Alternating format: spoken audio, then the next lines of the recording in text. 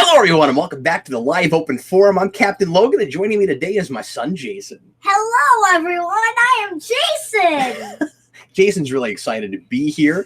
We're going to answer your questions for the next hour, and just calm down. It's gonna be just relax a little bit, okay? Okay. I've got Danny Nixon helping me out again today. I want to say thanks a lot to Danny for moderating comments for us. He's going to be sending us questions all the way through this. So if you're watching live right now, feel free to send questions in the chat box there at any time during the show. And Danny is going to help us get to as many of these as humanly possible. We've been doing this for several weeks. It's been going really well. I love doing the show. It's really exciting. I want to say before we, just a little bit of house cleaning stuff before we get started, that I as I'm sure you've noticed, not a whole lot of content up on the channel yet this week. I've been busy with lots of different things. We had Jeffrey Patron here with us yesterday. We shot a video with him. That's going to go up probably tomorrow. And my wife and I, Sarah and I, went with Jeffrey to the They Might Be Giants concert in Kansas City last night, which was absolutely spectacular. And I'll talk about a little bit on the guitar pick on the omnibus this week. Originally, as I talked about last week, we were supposed to do an omnibus last Sunday. And Eric and I decided that there was enough stuff coming out this week that we were going to want to talk about a little bit sooner. And there were some things that we didn't have a chance to get to because of some other family things and company coming over and stuff from last week. Eric had a friend in last week. I had a friend in this week. So we are going to be shooting that on Sunday, and we're going to cover The Tick. We're going to cover Jessica Jones. Hopefully we'll be finished with that by then, and we'll cover that and lots of other things. And there's been a lot more interesting news to talk about since then, which I'm sure some of that will come up today on the open forum. But anyway, if you're watching this right now live, thanks for being here. We've already got quite a crowd and a whole bunch of comments there and questions. And Jayson, already seeing some questions in the comments there for you. So hopefully Danny will throw some of those at us. Aww. And Jason's looking ahead. He's reading ahead. You are not allowed to read ahead. No, you can read ahead. It's cool. All right. Is everybody actually no idea? Well, just noodle it, and that one might not even come up. There's so many things already, so many questions already coming up for you, kid. If you're watching this after the fact, we sure appreciate you doing that as well. And let's go ahead and get right into it. Jayson, are you ready? Mm-hmm. The first question. We're off to a rousing start. The first question today comes from Blue Dragon 5. Thanks, Blue Dragon 5. Cap, how has Superhero Rewind made you a better person? That's an interesting question. It's it's not a thing I've really thought about. It's a thing that's so much a part of my chemical makeup. Just don't see myself without that show. I think it's made me a better writer, most certainly. I think. Sorry, Jason. I think I am certainly a better critic for having worked on those kinds of reviews. I think it's improved even my fiction writing, just word choice wise, and just coming up with interesting ways to phrase things, coming up with good like metaphors and similes, and just like interesting, and not all just food metaphors, but just distinct concrete images that aren't cliche and aren't exactly what you thought of before. All writing is writing that that helps you as a writer with whatever it is that you're working on. But as far as is just making me a better person, I guess maybe it's improved my work ethic, which some people will balk at because it's been so long since I've made a Superhero Rewind. But I don't know. I like to think that that I am better at like putting deeper and more coherent thoughts together and that kind of thing. That show has morphed a lot, and in the early days it was a much more simple overview thing, and I think I could have done something a little bit more akin to what it's turned into now at the beginning if I had really wanted to, but it's more naturally morphed into that, and I think I just more naturally go to those kinds of places now.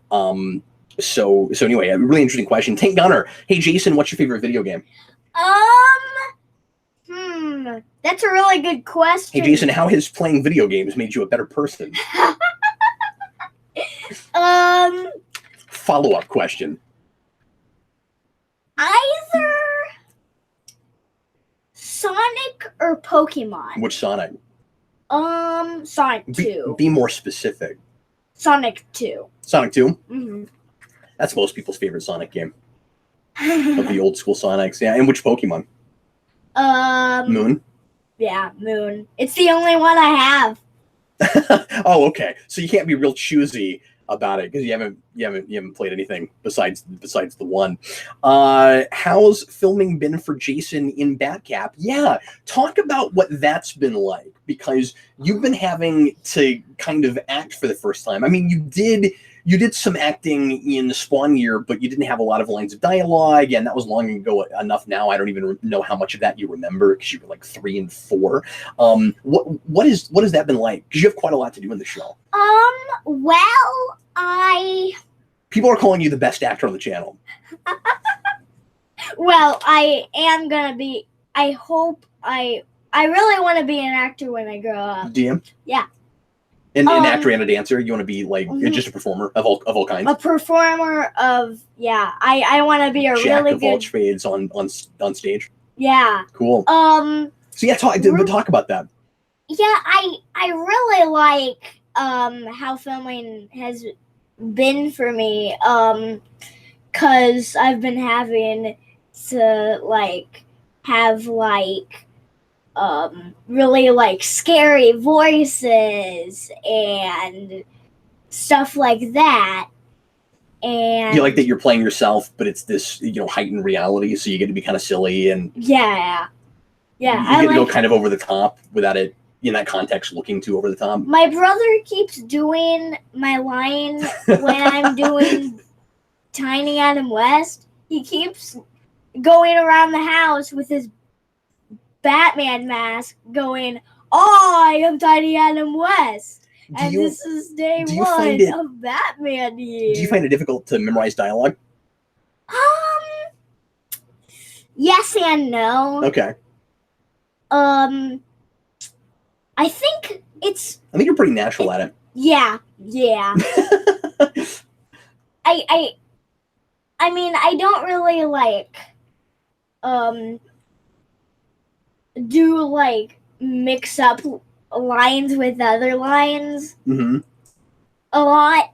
You don't really have that problem? Yeah, I don't have that problem. It's easy when you're reading lines with someone else, I think, to get into a groove where you don't have to just constantly worry about your line coming up, and it will just come to you if you have a sense of the natural form of the scene.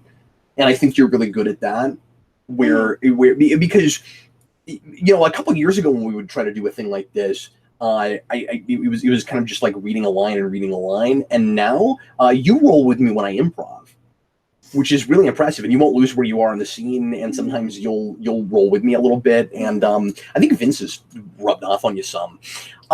Here's another one from Blue Dragon 5. Jason, what is your favorite superhero movie?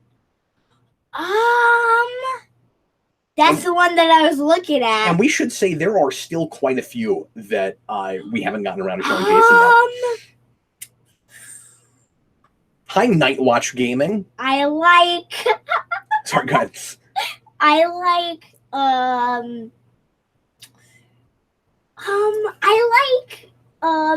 The most recent one. Black Panther. Yeah. But is that up there? Yeah, but overall, probably one of the original Batman movies. Well, when you say original, do you mean going all the way back to 89, or do you mean like Begins or Dark Knight? Like all the way to you like 89. I like 89. Jason got to see 89 in the theater with me last year. Yeah, and comic book form. Oh, you've read it in comic book form, yeah. Yeah. Reptile Dude 21, who do you think is or has written the definitive Batman, screen or in comics? That's tough. I've talked about this a lot. My Batman is the Nightfall No Man's Land Batman, more than it is anything, probably. I think definitive, quintessential, as far as the Batman that kind of transcends everything. So not necessarily my favorite, but the one I think of that I think is like more is the most universal, sort of like I think of David Tennant as the universal Doctor Who. I think it's animated series Batman, most certainly. I think that's the one that most easily scratches the Batman itch for everyone and is the kind of the purest form of that character. Michael Storm, Jason, do you have a favorite cartoon series based on comics? You've watched a little bit of stuff here and there. Yeah, I have. I mean, I've watched. Well, my favorite is probably. What do you think? It's probably animated series Batman. Is it? Because, yeah. Yeah. You've seen a little bit of X-Men. You've seen a little bit of Spider-Man. You've seen some other Batmans. You've seen Brave and Bold. And I like X-Men too. You like X-Men? Yeah. And I actually my favorite is Spider-Man. Is it? Yes. The 90s show? Oh, no, Spectacular. Yes. You and Freddie were watching that. I love Spectacular. What's your favorite thing about that show? You and I really haven't talked about that much. It's been forever, so yeah. Do you like their Venom? What? You like their Venom? Yes, their Venom is awesome. Early. Yeah. Slacker 101. Hey Cap, what is a good Giants album to start with for a new fan? Ooh, thanks for the They Were the Giants question. Really appreciate that. Well, you know what? You asked me that question, but Jason knows his Team BG really well too. What would you say? What would you say if somebody that's never listened to Team BG before? What album would you put in front of them first? And that doesn't just mean your favorite. I mean, what would you think would be the album that's easy for someone to digest, to get into, that is not familiar with that band? Probably Lincoln. I'd say Lincoln. I think Lincoln might still be weird enough that it would that it might put people off a little bit. I love Lincoln, and there are certain tracks I would play people. I think the definitive introductory album for Team BG is Apollo 18. Really? Yeah. Because it's got a lot, it's got some kind of weird off the beaten path experimental stuff, but it also has a lot of tracks that sound like mainstream rock, but when you dig a little deeper into them, there's a lot more going on than that. And there's a lot of really cool wordplay and wild ideas and kind of brain teaser, brain cracking kinds of stuff. And it's also just a really full album, and it's right before they became a full band, but you can't tell. Apollo 18, in my opinion, sounds like the album when they become a full band, even though it's the one after that. It's John Henry. Like I said, just because it has such a full sound, and I think at that point they fully figured out their studio sound. I think the production on that album is fantastic, but I mean, don't get me wrong, I love Lincoln, but I think you gravitate more toward the kind of flansy, wild experimental stuff at the beginning when he's messing with drum machines and different sound effects and all that stuff, because I know your favorite thing is Miscellaneous T, which is in the heyday of that stuff. Is it still? I think Else is also not a horrible starting place, even though it's a lot later. Yeah. Mm-hmm. That's the Giants doing. I don't know if I would call it more of a grunge or a punk sound, but it's a little bit more straightforward if you're familiar with more kind of underground punkish stuff. William Parcell, Cap, are there any unfinished projects, whether for the channel or elsewhere, that you want to revisit? Oh yeah, sure, certainly. My least favorite thing in the world is leaving something unfinished, and Crypto Freaks has got to get done at some point. And I've got to figure out how to get some time, carved away to work on that.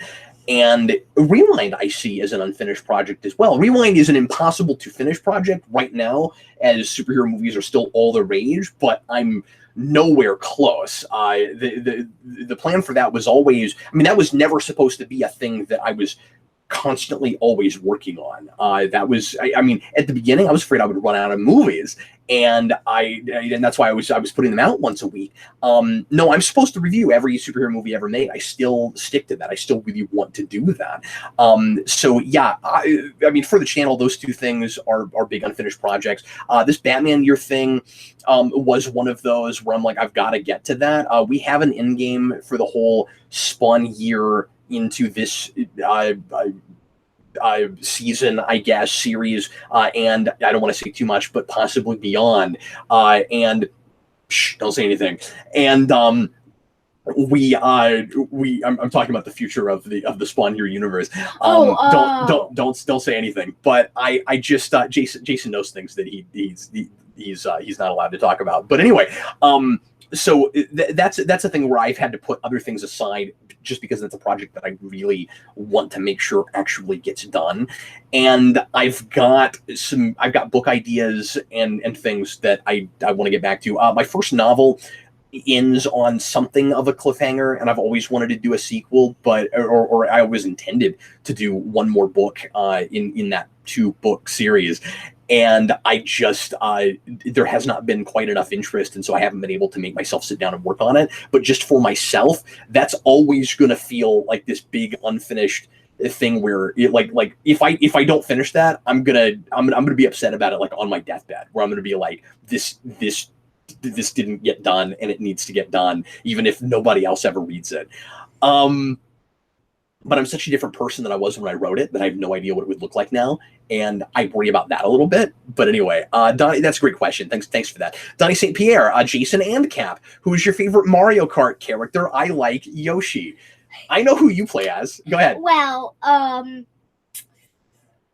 so I guess it depends on the game, doesn't it? Yes. Okay, go ahead. So for the new stuff, for 7 and 8, for Deluxe. I like because they gave us some extra characters. Sorry, go ahead. From 8 and Deluxe, 8 and 8 Deluxe, I like King Boo and Metal Mario. Anything beyond that, I like Donkey Kong, except for Super Nintendo and GBA, which for me is Mario. Oh, really? You play Mario on GBA and Super Nintendo both? Because I mean, they're essentially this kind of the same engine, aren't they? Yeah. I in the original, I like to play as the Koopa Troopa, and in 64, I like to play as Yoshi. And then whenever I can get my hands on Dry Bones, I like to play as Dry Bones. More recently, I've been playing as some of the heavier characters because they're faster. And it's when I was playing in tournaments, it was hard to get very far in tournaments without them. So so I've been doing a lot of like Dry Bones Bowser lately. Oh, so like Dry Bowser when Bowser, he's yeah. dead, right? You know, Jayson plays a lot of Mario Kart. Reptile Dude 21, Jayson. Oh, this is such a sweet question. What is the best thing about having Captain Logan as a dad? Oh, yeah. Or are you reading them down there too? Yes, yeah, I'm sweet. reading them down there. I didn't even set that up on purpose, but it's nice that you have a place where you can look at the questions. Is this really that hard? Yes. Yes. It's hard to think of cool things about a lot of things. Oh, you mean there's too many things? Okay. Yeah, there's too many. I guess things. that's better. Okay. One of the things. Yeah, yeah. Okay. Okay. He loves to review superhero things. Sure do. That's kind of. And he has a YouTube channel, and do you think I get to be part of his channel and stuff? And yeah, is it fun having me at home, like working on my regular day job, like at home? Yeah. I really like that. It's all mixed up in all the fun stuff we do. Because I never want to go to daycare.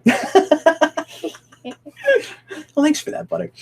David Crabtree, what is Jason's favorite animated movie, and why is it Transformers the movie? It's probably not Transformers the movie, although you did see that movie. Do you remember that? Yes. The what is it, 84? Yeah. With the Weird Al song suddenly in the middle of it? Yeah. What is your favorite animated movie? Okay. Probably one of the and I'm not saying this because it's on our TV in the basement. One of the Batman, one of the 66 Batman movies? 66 Wow. movies. Or They're great. Yes, the Transformers movie. Oh yeah, you like that one a lot? Yeah. What's your favorite Pixar movie?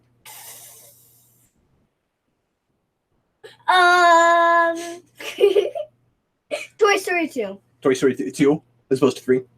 3 is my favorite. Zerg! Connor Nielsen. Hi, Connor.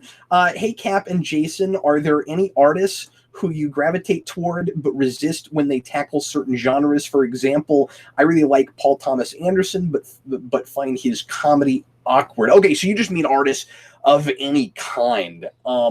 Yeah, no, that's a really interesting question. I don't know if Jason will be able to wrap his mind around that question. Yeah, Do you have one? No, but I will get to one, I think, sometime. Okay, so do you understand the question, Jason? Yes. So he's talking about someone that you like, but you don't like it when they jump into certain other genres. I don't like in the 90s, in early 2000s, there were a couple of raunchier comedy movies that Jim Carrey made that I don't like, and I love Jim Carrey, but I like his more kind of not even just family friendly comedy, just not the real crude stuff, and like the almost bridge too far was Cable Guy. But I like a lot of things about that movie. I think ultimately it just kind of falls apart and it's not a great script, really. I have no idea. But I can't deal with things like Me, Myself, and Irene. I just like I feel dirty watching that movie. I did, and I'm not a big Dumb and Dumber fan. So that's the first thing that springs to mind, Connor. Toby, yeah, and I don't know. Like, let's just start at this place for you, Jason. Do you have certain like actors or writers, or I mean, I know musical groups, but beyond musical groups, do you have certain people who make things that you gravitate toward before just the characters or the properties that they're working on? Like actors, or yeah, like a particular person where no matter what it is they make, you want to check it out just because it's them. Probably. Like I have this with Jim Carrey, and I have this with his name. Christopher Lloyd to some degree. I know his name. Who are we talking about? Just throw out some stuff. We're gonna move on. Professor X, Picard. Oh yeah, of course, Patrick Stewart. Yeah, Patrick and of course, Stewart. So you have that with Patrick Stewart. Yeah, and I also have that with McAvoy now. Anytime McAvoy's in something, I want to see it. James McAvoy is the younger Professor X in the other X-Men movies. Oh. And if he ever gets to play Picard in a rebooted Next Generation, I will die a happy man. That will like I've got my brilliant live action, like actually like stunt action driven, I mean also character driven, but like has action scenes tick show. If I can get McAvoy as Picard, I will die a happy man. And I got Adam West back as Batman. I guess that would be the big trifecta. If I could have Jean-Luc Picard one more time, played by probably the only actor alive I'm starting to like as much as Patrick Stewart, with McAvoy, I will die a happy man. Toby 9975432. Have either of you watched any more of Justice League Action? And the A stands for action. Okay, so I have to set this up for a minute, Jason. Last week, and you should go watch it because it was fun, we did a animated superhero series trivia show. And Justice League Action came up, and somebody in that show called it JLA. but the show is called Justice League Action, and usually in JLA, the A stands for America, and they said JLA, and I was like, the A stands for action. Jason hasn't watched that yet, but I think you would love that. Okay. Yeah. It's in that. I haven't seen any of it. Tobias. Right, several numbers. Number. That's numbers. That show is in that Cartoon Network, like 11-minute format thing that Steven Universe does. And what's Steven Universe? I showed that to you a long time ago, but you might have been young enough. You don't remember now? That's a big like old school video game throwback show. That's not giving it any credit at all, but there's a lot of influence there. But that's what you would probably remember about it. And anyway, but yeah, we'll go back and watch that at some point. So yeah, let's see what else. Noah, the new Grinch is probably going to be bad. Yeah, we'll talk about that trailer on the Omnibus this week. I thought that looked abysmal, and it looks to me like they're doing that property because it's brand recognition and it's popular and people like it, and so of course we're going to keep making new versions of that until the end of time, I'm sure. But that's Illumination, and it looks like they're just making another Despicable Me with the Grinch in the place of Gru. I like that one. Well, go ahead. The one where it says, Jason, who are your top 3 villains? Yeah, sure. Reptile Dude 21. Go ahead. Okay. And then we'll go back to things that Danny is sending me. Go ahead. Mm-hmm. Okay, number 3. Sudden countdown video. The cheetah. Really? Yeah. What have you even experienced cheetah in? Injustice 2. Injustice 2? And Cheetah's not even in Injustice 2. Yes, she's in the first Injustice. She's not a playable character in 2. Yes, she is. Cheetah is? She's not a playable character. I thought Cheetah was in the first game. She's in 2. Really? Yeah. Okay, we'll go play it right after this. I'm pretty sure she's not there, but I almost beat you with her. With Cheetah?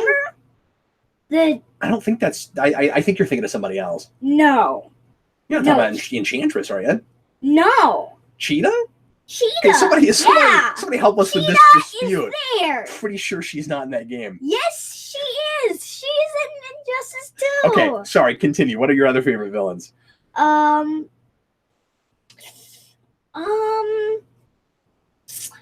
Number 2. Cheetah is in Injustice 2? Okay. Yes. All right. I don't know why I'm not remembering this. I was just playing that. Everybody's saying... I know. Well, you win. He says, Cap, Jason is right. Yeah, weird. Okay. The Joker is my number 2. I guess I just never played as her. And number 1... yeah, the Kristen Wiig thing is weird, and Eric and I will also talk about that when we make the Omnibus on Sunday. Sorry, go ahead, Jason. I wonder what my number 1 is. What is... Other villains you love. Oh, that's weird. I should stop looking at that. We did a... yeah, that is kind of frightening. We've got a constant montage of Batman comic covers on the TV over here, and there's a really creepy one that's freaking Jason out. Yeah. With Joker wearing a Batman mask. Anyway, He is Batman. Is it Venom? Is it Chairface Chippendale? Is it you can go. Is it Lord Zed? We did a video with Dan that I'm pretty sure you were on. Where we did our top 10 or something. Venom. Villains. I said Venom. Is Venom in there? Is that what you said? I said Venom. So we have answered this before. Michael Storm, do you guys think that we will ever see another Fantastic Four animated series if they get popular again in in other media, I think it would take a movie people actually liked at this point, though. I would be, just because they've been tarnished so hard with bad movies. We didn't have that until 05, and then, or was it 04? And then with every subsequent movie after that. And so they were getting TV shows before, just because they were first family of Marvel and popular. That's a good question comic for book you. people. The next one. That Danny. Yeah, you're jumping ahead of me, buddy. Okay. Why don't you just calm down a little bit? We'll get there. But anyway, yeah, I think they have a bad reputation now, and they're undeserving of it. I keep seeing people say, people asking, like, is it? And I think we talked about this a little bit last week. Like, is it even possible to make a good Fantastic Four movie? Yes, of course it is. I think the Fantastic Four are not it's not an inherently goofy concept. I mean, like, it's an inherently absurd concept in the same way that anything with people with powers is. But Fantastic Four can get scary and can be about the ways in which having superpowers is a bad thing, and the horrors that can come along with that. And there was a little bit of there was actually a major attempt to make it about that stuff with the most recent film, which was of course terrible. But that's the direction I'd like to see it go. I don't mean it has to be, there can't be any joy in it, and it has to be a dark movie.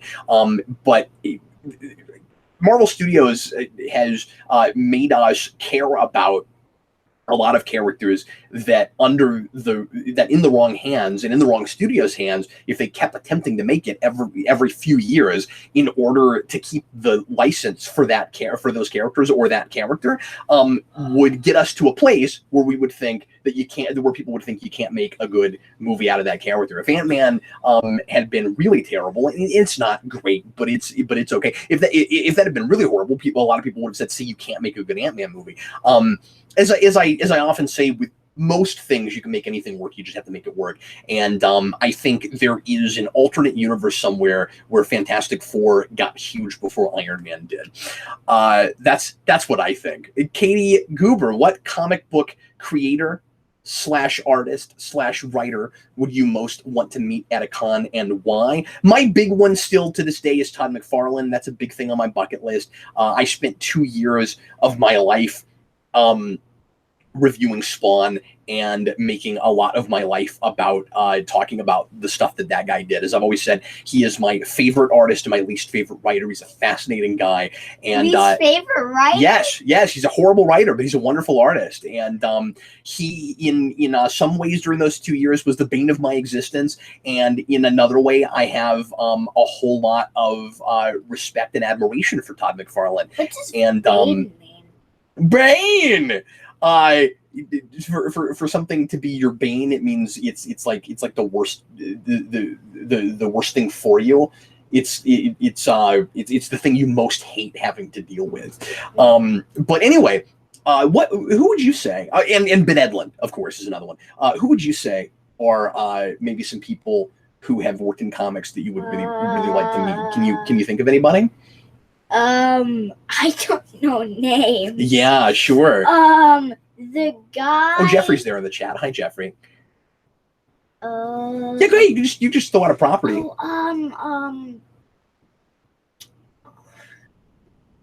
He was in that Spider-Man book that really. Are you talking about Stan Lee? That you were. No, that you were reading earlier, the really long one. I'm not sure what we're talking about. The comic book thing that we were doing. And Yeah. I picked that really long one. I'm sorry, I'm not sure what we're talking about.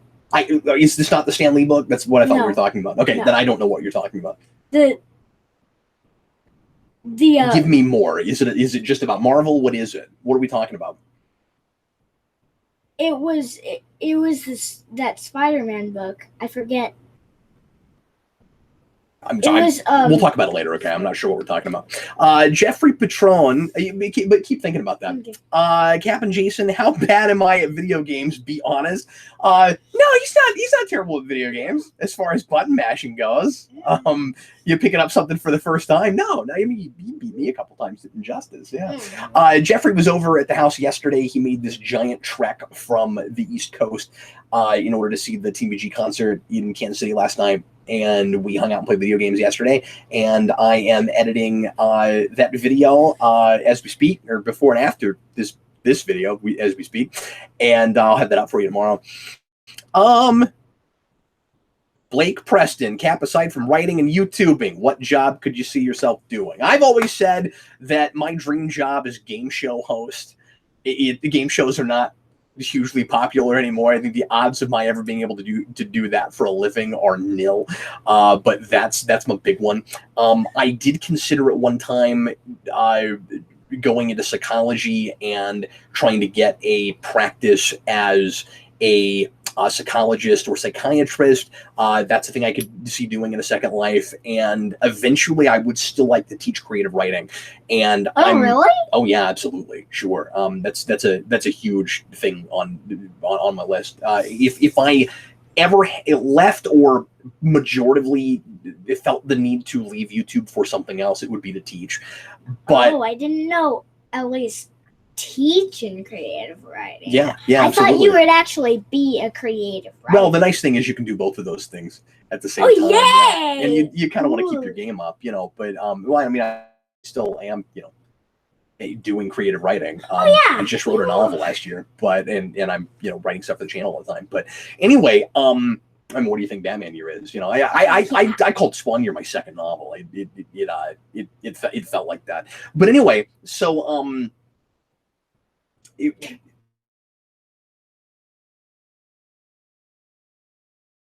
seriously considering starting a Skype workshop or some sort of a workshop / class on creative writing that would be a totally independent thing that's just me and a group of folks that are part of the Geekvolution community. And I've had a lot of, I mentioned that last year, had a lot of interest in it. And it's just a matter of carving time out and prioritizing it. But if I don't end up going back for my master's, which I'd really like to do, I just have a BA right now. But in English with the emphasis in creative writing, I'd like to go back for my master's at some point, and also I would need to get more published at the same time. But I'd like to go back and teach creative writing. Are you bored? No. Is that no? Okay. No, it's just no questions for me but this one, which you gotta let me answer my question, and then we'll get to you. You're so impatient right now. I know. Reptile Dude 21. Jason, are you sad that Toys R Us may be closing? No, because I don't really go there. No, we go to Toys R Us quite a bit, or at least quite a bit. No, I mean, it's not like my favorite toy store. Okay, I'm not sure what he's talking about. I feel like since you were a really little kid, we've gone to Toys R Us quite a bit. Yeah, but you've gotten quite a bit of Power Ranger stuff there, things like that. But yeah, but right now, no. Wow, so that's not going to upset you? Are there just plenty of other places? Yeah, there are plenty of other places where I can get toys, like Finished Stock and Target. Yeah, now how would you feel if Finished Stock closed? Sad. that would make you sad. Yeah. Yes, because it's my favorite video game store. Yeah, I was going to ask you, where's your favorite place to shop? We do a lot of shopping. It's a thing. Either Vintage Stock or Target. Do you like going to conventions and looking for stuff? Yeah. Is that a thing you like to do? Yeah. Do you like going yard selling? Yeah, and I like having a yard sale. Which we're going to do this year. Donnie St. Pierre, Jason, what is your favorite thing about the Goosebumps books? They're actually what inspired me to want to be a writer when I was your age. That's really cool. Oh, cool. Yeah. I love the Goosebumps books. They're right now, they're the main thing that I've been reading right now. Yeah, you've been reading those a lot. So what do you like about them? it's for me, it's not that scary. Yeah. And it's more like fun than scary. You just like it for ideas. And yeah, like it has a lot of weird ideas. stuff. Yeah. And yeah. You like it for the plot twists. What's a plot twist? The big surprise endings. Oh yeah. Mm-hmm. What are your favorites so far? Because you've read a few of these now. Night of the Living Dummy. What was the first one you read? The first one I read was it Welcome to Dead House? Yes. I love Night of the Living Dead House too. It's not Night of the Living Dead House. It's Welcome to Dead House. It's not the Goosebumps book. There's not a scheme here where every Goosebumps book starts with Night of the Living and then Night of the Living piano lessons can be murder. That's not Night of the Living Why I'm Afraid of Bees. Night of the Living Haunted Mask. Yeah, it's not. They're not like that. Night of the Living Say Cheese and Die. And this gets even funnier if you play the game that Eric and I used to play back when Star Trek Into Darkness came out, where you put Into Darkness at the end of everything. So then it becomes something like Night of the Living Stay Out of the Basement Into Darkness. DJ Martinez. Hi, DJ. Hi, DJ. Yeah. I don't know that guy. Reel it in a little bit. I'll have you talk to DJ at some point. He's working right now with Danny Nixon on a project for me. Oh, cool. And he's been on the channel now a couple of times. Isn't it the novel one? Yes. But DJ is the guy who reviewed and he's been with us on the channel for forever. He reviewed Bates Motel with me, and was an extra in Spider-Man: Homecoming, and did a video about that with me. Jason, do you want a brother or a sister? Sister. Why? He didn't say why, but I want to know why. Two things. I've always wanted a sister, and I don't know why. I just always wanted a sister. Because I love girls. Jason gravitates toward the female persuasion for everything. Jason's favorite protagonists tend to be women. A lot of your friends are girls. Yeah. My best friend. You like Phasma? I love Phasma. And the other thing, so that I get to stay in my room. Oh, that's hilarious. Right. So she'll have her own room so that you don't have to move. Is that what you're thinking? Because I don't want to move. Folks, we got about 15 minutes left. Once again, thanks for being here. We always appreciate it. Dave Atkins, hey, Cap, which classic games from the 90s would you love a current gen remaster of? The first thing that comes to my mind is Zombies Ate My Neighbors. I would love that to come back. Ooh, yeah. That would be awesome. 90s? So like Super Nintendo? Yeah. Mm-hmm. Okay, probably remaster. So I think he's talking about kind of like what we did with Donkey Kong Country, where you keep the spirit of it, but you update it just in the sense that we have greater graphics capabilities. So you keep it what it was, but you just enhance that. So not necessarily like 3D versions of things or totally changing what it is. I'd like to bring Gex back to 2D side-scrolling. That's a thing. Is 64 a 90s thing? Yeah. Okay, what do you think? I'd say... Earthworm Jim is a big one. I'd like to see that come back. I'd say... I think there's a license issue with that. A sequel to Mario 64. Yeah, but we've always wanted that. No, I mean we've continued making 3D Mario games, and, and those are basically just expanding on that. And like you're right in that we've done conceptual changes, so it's not exactly what 64 was. Or do you mean you just want to see another game where all the levels are inside a castle? Yes. I mean, I guess that would be cool, but I think in a lot of ways, Odyssey is very much the spiritual successor to that game. As much as more than any of them have been. Yeah, and they brought that back. But yeah, Katie Goober again. Jason, what is the scariest movie you've seen? Is it Poltergeist? Yes. Yeah, I showed Jason Poltergeist at Halloween last year. Is that the one where he rips his face off? Is that one? Yeah, but it didn't actually happen. It was a hallucination.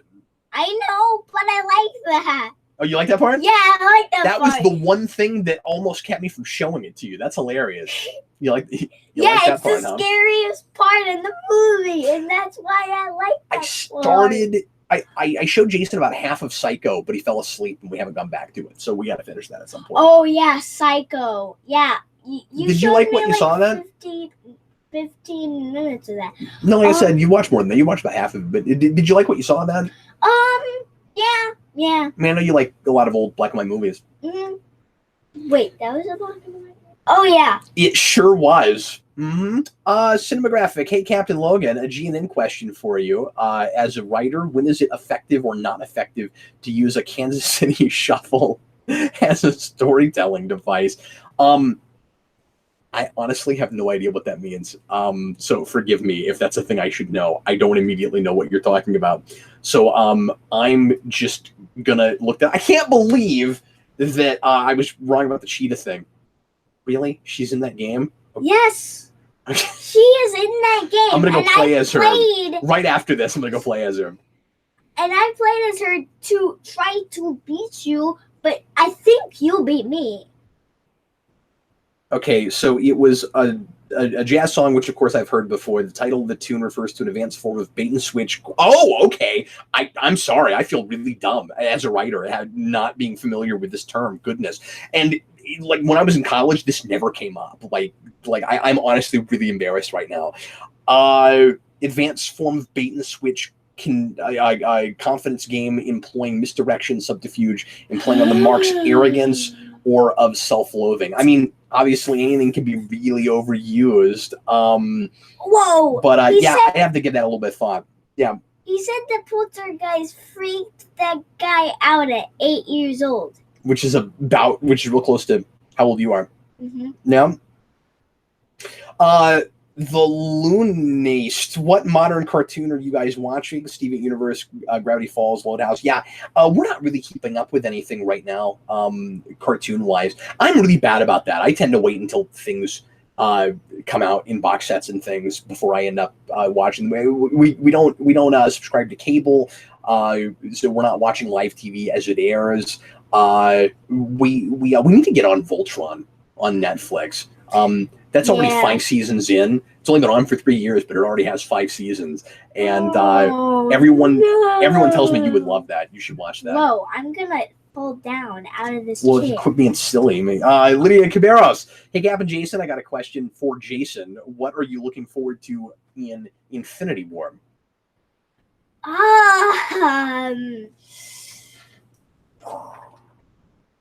Well... Oh goodness! Does Tomb Raider come out this weekend? Yeah, we probably will go to that if that is indeed this weekend. I know Eric was looking forward to that more than me. I honestly think that film looks a little bit generic, but I hope I'm wrong about it. Well, sorry. Go ahead. Will Jason. there be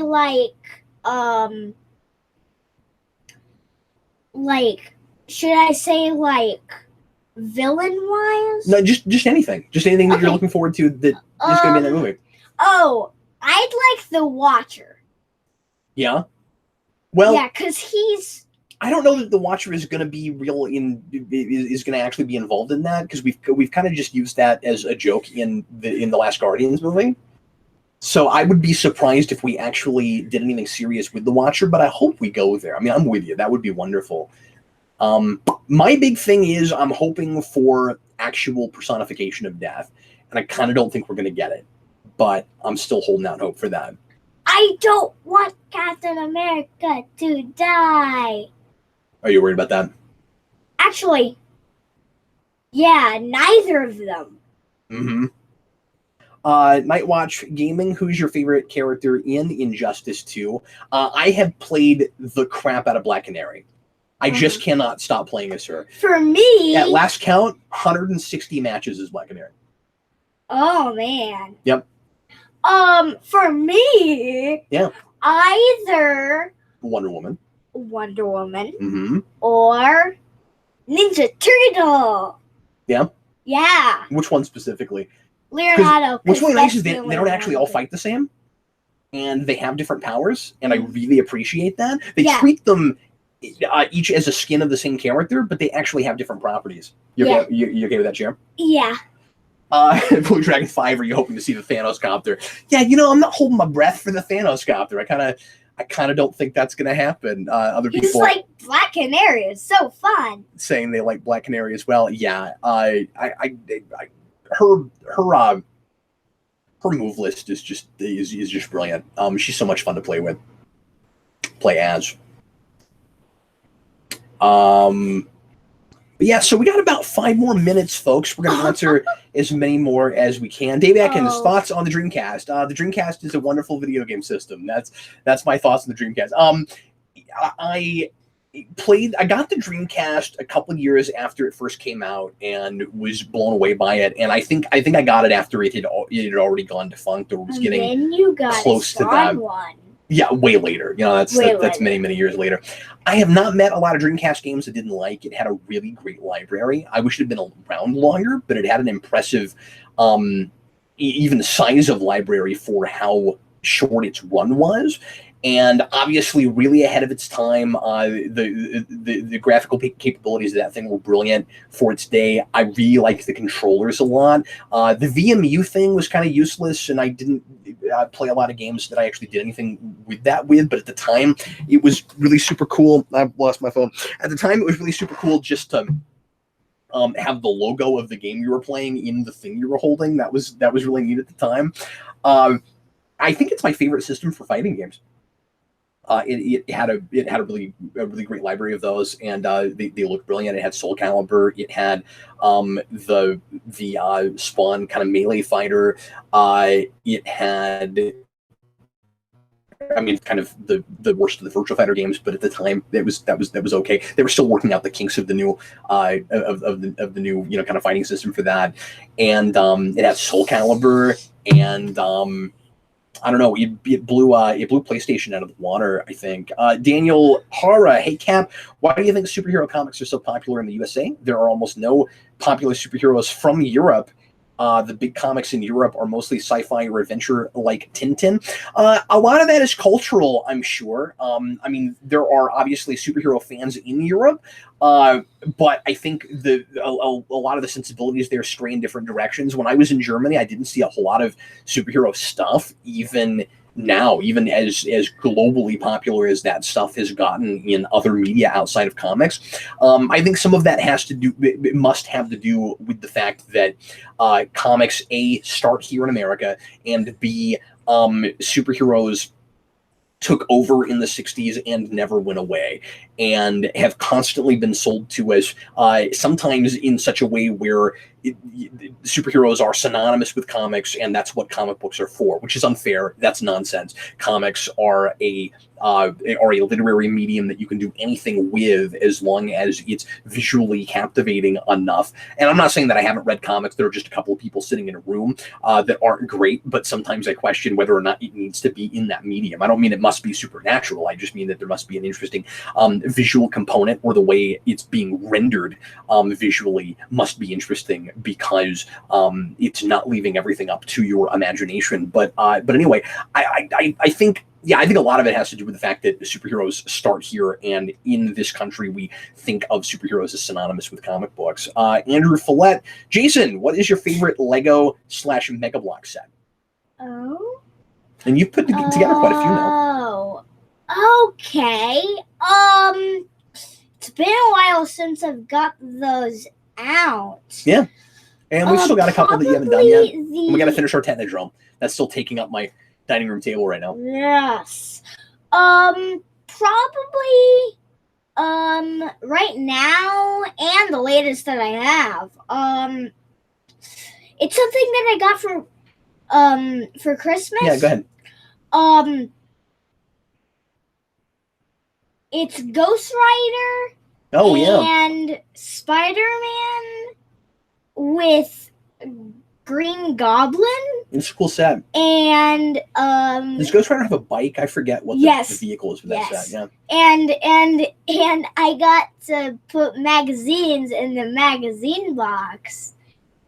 And magazines in the magazine box. And I could what are you talking build about? Not the magazine, the newspaper box. Oh, okay. And I got to put the newspapers in the newspaper box. Let's try to knock out a couple more if we can. William Parcell, if you could have a conversation with one comic book character, which would it be and why? I think Vince and I did a GNN on this way back in the day, and I don't remember what my immediate response was. Who do you think, Jason? Who would be a comic character that you would want to sit down and have lunch with?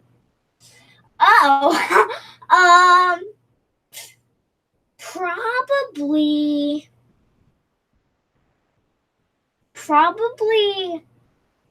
Superman. Really? Why? Yeah, because he's really polite and he would probably pick up the check. Is that why? He would probably pay for your meal. Is that the reason? Not pay for my meal, but he's like really polite and he and it'd be probably an inspiring conversation. He looks like he would. He sounds like he would be like the guy to talk to. I would want to talk to the Tick because nobody talks like the Tick, and I can't find anybody like that in real life. So I would need to go to a fictitious character. Cinematographic. Hey Jason, which Batman animated movie do you like the best and why? Oh. And you haven't seen a whole lot of animated stuff, especially because a lot of the more recent stuff is adult and not. Would you calm down? Yeah. A lot of recent stuff is too adult and not stuff that you can sit down and watch. But you see Mask of the Phantasm and not sure what else you've watched, but yeah. I don't know if you have a good answer for that. No, not really. Toby with a bunch of numbers again. Cap. Wow, a lot of writing questions today, and I feel a little bit caught off guard by this. I would really like at some point to do just a regular series about writing, and I'm just doing so many different things that I don't know if I could keep up with it, which is why I've not started that. And I don't know if I would want to do that and the class I want to do at the same time. But I don't know. We need more writing stuff on the channel. I need to noodle that and figure out how to make that happen. Any advice for having a good pace when writing? I kind of worry about pace more as an afterthought. When I say afterthought, I mean like I try to let my characters drive the narrative, and I try to let them take me where they will and make everything about my characters making the choices in the moment that I feel like they would make as I'm creating it. And as I always say, and I think that for me pacing becomes kind of inherent because of this. When it's really going well, I feel like I am reading the thing as I'm writing it, meaning that I'm enjoying the thing almost as a reader, almost as a consumer, as I'm writing it. And I write the next thing that happens because I can't wait to find out what the next thing is that happens. And so when that's going well, the pacing tends to be pretty good. When you're more rigid, and some people do really well with outlines. I don't mean to say that that's always the wrong way to go. It doesn't work for me. So if I was like trapped by an outline and this is what must happen at this point in the story, and here's what, I always write toward an ending. I always have ideas about where I think things are going to go. But if I'm stuck to that, if I'm like, okay, I just need some filler. I just need a few pages until this thing happens because it can't happen right away. That's when pacing starts to get wonky. When you step back from it, once you've written the thing, and I'm with Stephen King. I think you should take at least a month before you start revising, be it a short story, be it a novel. And then you go back and you sit down and you look at it and you read it very much more as a consumer. You step back from it and you just try you read once for content. You try to enjoy it as much as you can as just a person that is reading it. If you're bored, that's when you start messing with the pacing. That's when you say, here's a whole chunk that's just not revealing anything. I don't need this. Interestingly, usually a thing will be the pacing will seem right if the most basic rules, tenets of storytelling are followed. Meaning, if and you don't want that to be formulaic. It's not always about rules. Sometimes rules are there to be broken. But what I mean is, if you're supposed to make sure that every detail reveals something. If it doesn't, it's extraneous and it gets boring, or maybe it's interesting but it's unnecessary and you start to tune out. And those are things that you can get rid of. And you have to learn how to kill your darlings. Sometimes there are things that are great, but the story just doesn't need, and it will bog it down, or you went off in some sort of a tangent, and that's when you know that the pacing isn't working. But my best advice for that is don't think about the pacing until you're revising. Okay. I'm trying to decide how much longer we should go because there's still a lot else coming. Danny, give me 2 more after this if you would. Blue Dragon 5, Cap, what is your Soulstone theory for Infinity War? Where could it be? Wow, I've given this no thought at all. Let me noodle it, and I may try to bring that up on the omnibus. I don't know. I've not. I guess I had forgotten about the whole. We've seen all the stones except for one thing. Like, where might it be? I'm sure they'll do something really clever with that. I hope it's not on Earth because everything's on Earth. So yeah, I don't know. I don't have a great idea on that. To be perfectly honest with you, I'm sure. I'm sure there are a million theories online, and I've just not looked at them. Chewbacca's lover. Some people after Last Jedi are retroactively saying that we were too hard on George Lucas. Do you think that's true? Not really. I don't associate those two things. My issues with the prequels stand regardless of whatever my issues with Last Jedi were. I don't think those movies really work, and I stand by that. So I don't know. I don't really correlate those things. James Brown has the Soul Stone. Yeah, he does. I like this. I like this question. Cinematographic. What is writer's block? So I guess dictionary definition of writer's block is when you sit down to write, you just don't have any ideas. You have no idea what you want to write. I think it can be more complicated than that. I think you can have a good idea and you don't know how to make it execution over concept. You know, where you have a good idea, but my worry is always, because I don't know if I've ever gotten writer's block in that traditional sense where it's just like, I don't know what I want to write about. I tend to have, kind of ideas floating around, and usually prompts help me. Like if you throw stuff out at me, I can work something around it, and then I get excited about an idea.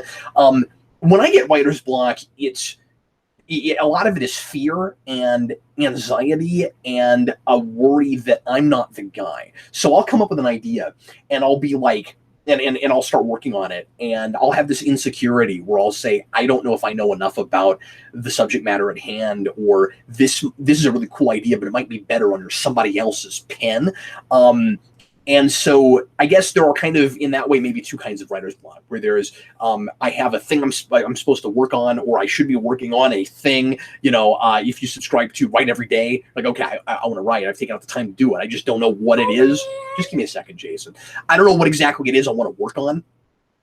And then there is the writer's block of, I know what I'm going to work on. I've got this great idea, but I'm kind of scared of the blank page, and I have this fear, this anxiety that's keeping me from going there. What is it, Jason? Oh, a lot of people are agreeing with me, saying about what? That, okay, we get it. Cheetah is in Injustice too. Okay, we all know that. Spider-Man is the best Spider-Man show. Yes, well, most people say that's the best one. Dave Atkins, are there any computer games that have affected you emotionally, Cap? I'm just going to stretch that to say video games in general. I'm not a computer game guy. You might have just meant video games when you said that. I've always been a console guy over a video game guy. Yes, I absolutely have had that. Daniel Davis likes Jason's Mario Kart shirt. Yeah, I saw that. That's what he's reacting to. Yeah, certainly. story-driven games with a really good story, I've been really invested in, and so the first two Arkham games, I definitely had emotional responses to, and sometimes I'll play things that are just so beautiful they get you right there, and I've had that with I don't know what exactly, like, things aren't coming to me, but I know I have had that experience with things. I guess I guess when we brought back Knuckle Country, I had that a little bit. But yes, I definitely had that experience. I think that's gonna be it for us today. Thanks a bunch for watching, everybody. Jayson, thanks for hanging out, man. Yeah. I hope you had a good time. Yeah. I will be back again next Wednesday at 3 o'clock, same cap time, same cap channel, to answer questions for you. And Eric and I are going to be doing another omnibus this Sunday, so look forward to that. That's when we shoot it. It'll be coming out, of course, over the next week after that. I still have a few things from last omnibus that haven't been posted yet. I'm going to start doing that again today and tomorrow. I've got a GNN that's not up yet. I've got a couple of reviews that aren't up yet. So if you didn't watch the full omnibus and there are certain segments that you like but you haven't seen them pop up yet, those will come up soon. And I got that video game video we did with Jeffrey that'll come up tomorrow, probably. If not today, but probably tomorrow. And on Sunday, you'll get to see a video with me in it. On Sunday? On the omnibus. Oh, well, again, that doesn't go up on Sunday. We're shooting it then. But yes, yeah. Jayson will be in a segment on the omnibus this time. We're going to go shoot that. The omelette du fromage bus. It's this big bus where they just make omelets in front of you, like Japanese steakhouse style. Bus. It's the omelet bus. Anyway, and what else? And then Friday should be a new episode of Batcap, the 48-hour Halloween. We'd love to hear feedback from people. I hope folks are enjoying that show. We're sure having a lot of fun making it for you. And Jayson and I are going to go shoot some of that here in just a little bit. Yeah. Jayson, thanks again for hanging out with me, buddy. You're very welcome. We'll see you again next week. I am Captain Logan.